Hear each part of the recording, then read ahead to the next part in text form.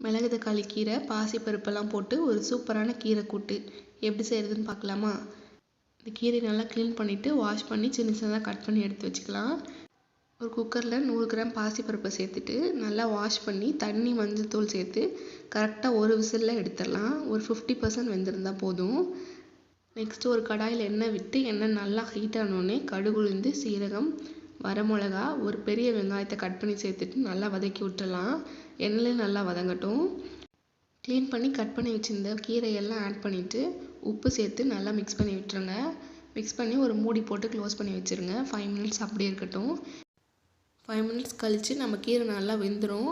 அந்த கீரையை அப்படியே எடுத்து அந்த பருப்பு கூட சேர்த்துட்டு நல்லா மிக்ஸ் பண்ணி ஒரு மூடி போட்டு க்ளோஸ் பண்ணி வச்சுருங்க. ஒரு 3 விசில் அப்படியே இருக்கட்டும்.